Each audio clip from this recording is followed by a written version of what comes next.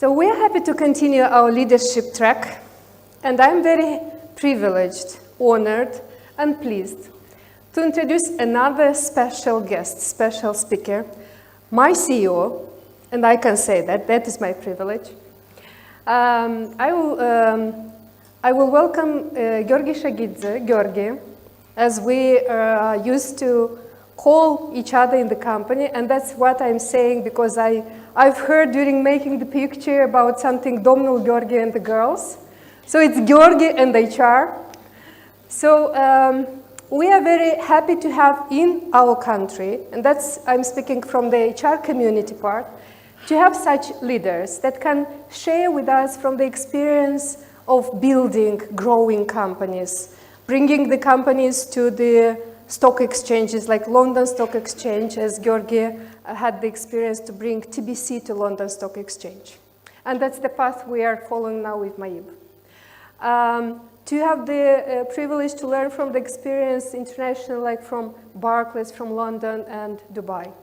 To learn from there and to cherish and to enrich our experience from the Stanford and Cambridge experience that Giorgi has.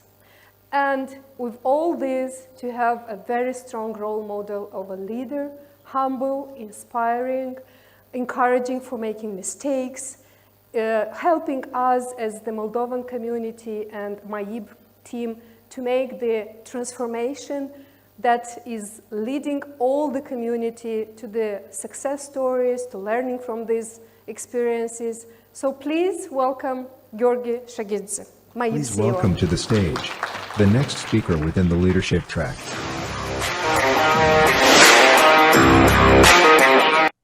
We test once. Oh, okay, now maybe it's good. So I started by saying that there is this professor, Michio Kaku, that I follow on YouTube, who is the professor of astrophysics, and nothing to do with HR or Moldova, but he says that after such a great introduction, I'm looking forward to hearing speaking myself. So this is how Svetlana made the introduction of me. And many thanks for it. I'm very happy that we work together. She's our chief human officer, I can say like this. And I'm very pleased to be here and present something from our experience about the leadership and cultural transformation that today we will go through the slides. We did few slides. I hope they will help us in the to structure this discussion. The very first one, and this is important to say, and I'll try to explain what this slide means. The message of this slide is that the pace of the change is increasing.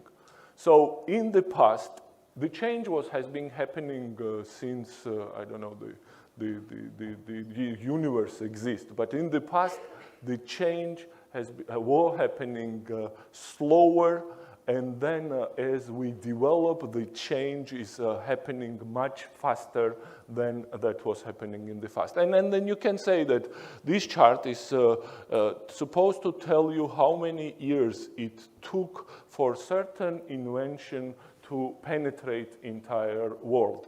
And you can say that the cars, it took quite a number of years before it penetrated, and maybe there are some other places even today where it hasn't yet penetrated fully. The telephone, the same. But then if we move on from the left-hand side, you can see that it took not so many years for computers to penetrate the entire world. It took about half of that time for mobile to penetrate into the world.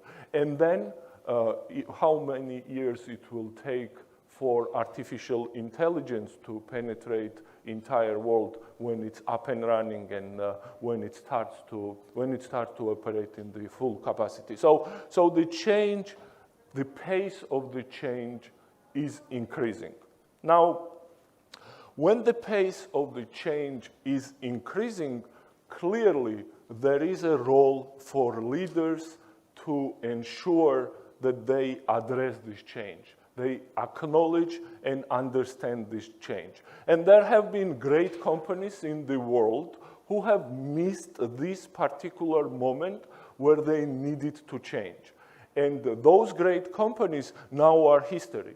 And we know the companies like Nokia, which is the mobile phone producer. There is another story of Nokia software. Before iPhone introduced their phone, had maybe 80% of the market, and they were absolute leaders. And one day they started to become irrelevant for the market. So this was the pretty much a failure to understand when the change needs to start and when the change needs to fully implement it. Now, I've been going through various materials and the pictures, and I think this is something that very clearly says what is important when we speak about the long term and when we speak about the long-term success. And it is clearly the one who can adapt to the new environment, who will win. It's not the best, as we saw from the case of Nokia, or from the case of Kodak, or from any other case that we can bring on the either international or local level. There are other many studies as well. This pattern that the leaders go out from the industry actually accelerates, so that now people go out from the industry much faster than it was in the past. But then, okay, then we need change, and then all of us, perhaps, and I hope, are aligned that we need the change. But what is the change that we need, and from where to where we need to change from to?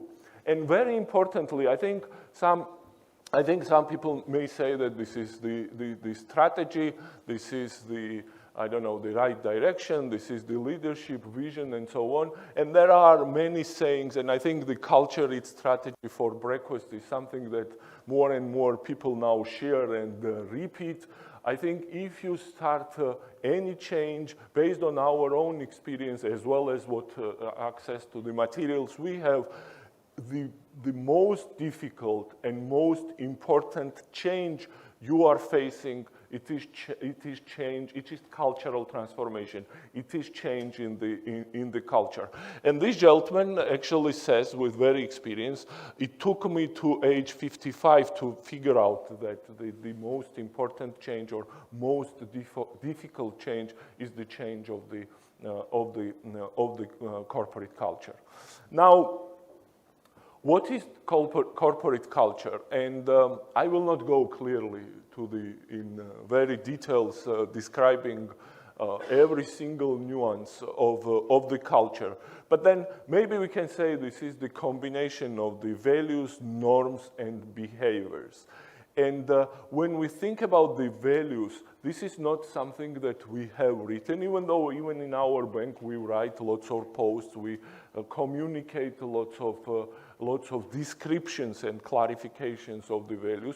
But these are the values that people feel they belong to, and people share these values. And not necessarily they share those values because they read something about it, but because they have been operating this way, they have been fully embedded to the values that the company has. And if we think about the banking, the values that the traditional banks have and traditional banks share, they are more siloed, more conservative, more risk-averse, more afraid of the mistake. So this would be the typical traditional bank. You go anywhere in the world, traditional banks' values would be somewhere around what I said. And then you are competing with people who are innovative, who are inventing, who do not afraid the mistakes, who will try, learn, and then adjust and try, learn again. And then you are competing with them. And maybe this is why there is this company Alibaba whose market cap was more than the market caps of entire European banking sector. There is this company of Revolut whose last round of the investment ended up with the market valuation of $35 billion. This is some of many very well-known European banks taken together. I don't want to list the names, but these are the names that when we were starting our careers, they were for us absolutely amazing, best class and best practice. So the banking is then competing to people who have this type of culture and behavior. Now, we do acknowledge and understand this at maib, and we started the huge huge transformation in the bank last year with the refreshed strategy, and we started a huge cultural transformation in the bank as well. Svetlana mentioned 60 of us right now are going through the Stanford leadership course designed specifically for maib. We took 60 people from the top and middle management of maib to visit and see how ING, which is one of the banks who have adopted new standard and practice very well, how ING did it. And by the way, ING has started cultural transformation using best practice from Spotify. You all know Spotify is a music company. It has nothing to do with the bank. Maybe its owners do not even know how bank operate. I hope they have bank cards, but they are not bankers. So ING took this system from Spotify and ensured that their cultural transformation, their systems transformation was done based on the best practice in Spotify. And this is how then they can compete with the various fintech, high-tech, and various other players. This is what we are going through. We started last year the transformation to more agile way of working, more the leadership culture, which is a more servant leader as opposed to boss who is sitting in the office and all the people waiting outside, and there are 2 doors before you get into his office. By the way, we don't wear suits. I had in the morning the conference where I had to wear the suits, otherwise it is not the practice that we do. And the cultural transformation is a must and is the only way if any company needs and want to win in the future. So this is our picture. So that would be, if I wear a suit, that would be the type of the suit that we wear. This is our agile teams. We call the agile teams people who already gone through this the transformation. Now, I don't want to say that we have finished it. I think what we need to say is that we have started a very exciting ambition journey. We will finish the transformation of the head office, retail and SME perimeter to agile. Next year it will be corporate and operation, and the year after we will finish the first phase of the transformation.